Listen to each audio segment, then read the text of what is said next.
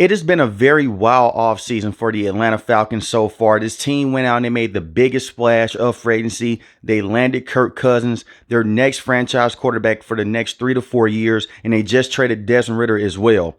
Arthur Blank has been the owner with this team for quite some time now. He has gotten sick and tired of this team going 7-10 the last 3 years. You have a brand new head coach in Raheem Morris. You also have Zach Robinson now calling plays as well. It's a complete turnaround for what the Atlanta Falcons have been doing the last couple of years. You had Matt Ryan for that first year underneath Arthur Smith. They went 7-10, but Matt Ryan was not the same Matt Ryan. They traded him to the Indianapolis Colts. Then they went with Marcus Mariota.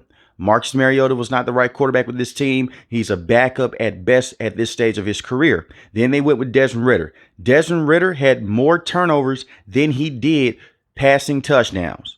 So you let him go as well. You just traded him to the Arizona Cardinals for Rondale Moore. I'll get more into that trade later in the video. But getting Kirk Cousins is a major plus for the Atlanta Falcons. I know some people worry about this deal because he's coming off the torn Achilles and they say that he only has one playoff win. When you look at the playoff wins and things like that, it's the team.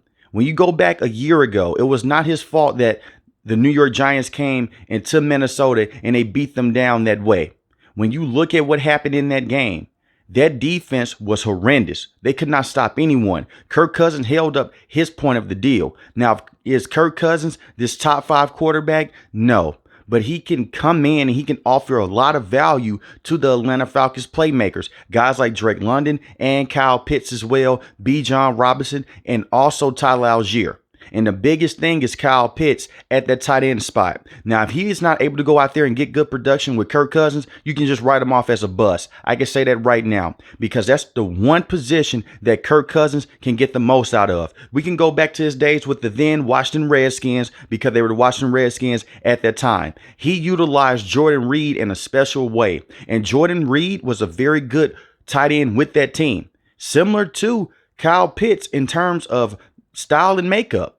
A guy that has decent speed, that can go out there, run behind safeties. Kyle is a phenomenal athlete, but something's been off since he suffered that knee injury a year ago and the misusage of him as well by Arthur Smith.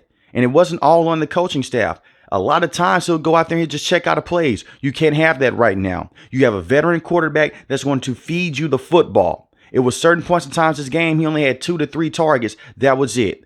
Kirk Cousins is going to get him involved. And the same with Zach Robinson as well, because he comes from that Sean McVay tree. And you know who else comes from that Sean McVay tree? Kevin O'Connell, the head coach with the Minnesota Vikings. Kirk Cousins did an excellent job in that system. He had 18 passing touchdowns 8 weeks through the season before he tore that Achilles.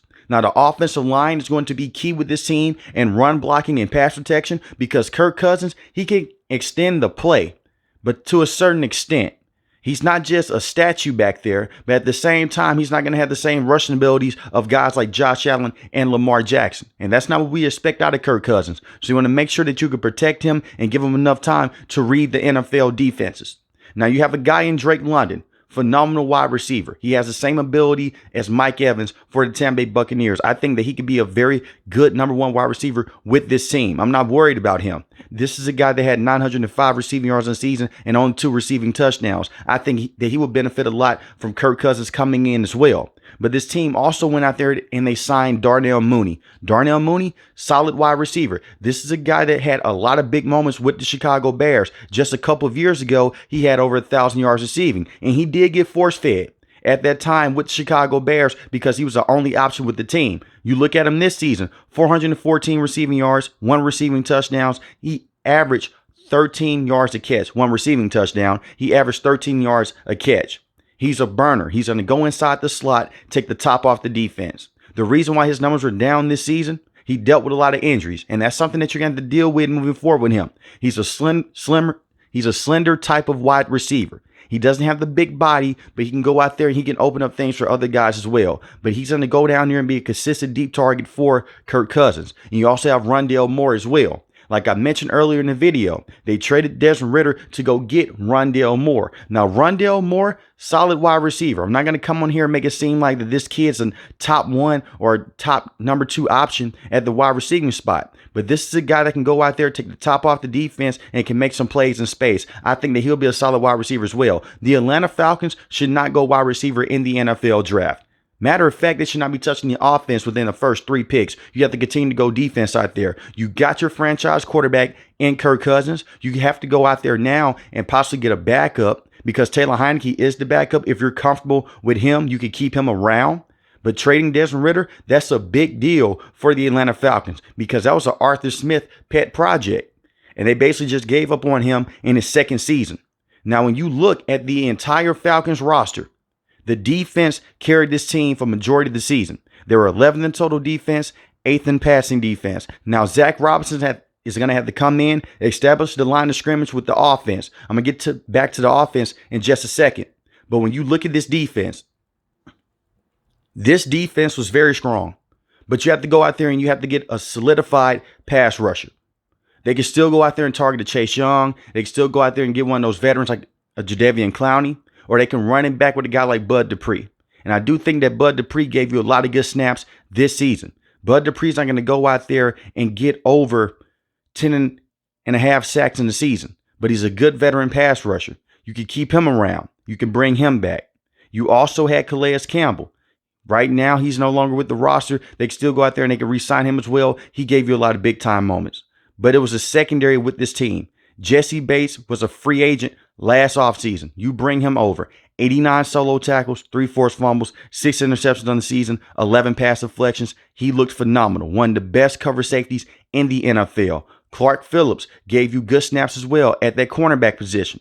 A.J. Terrell was a true number 1 cornerback with this team for majority of the season.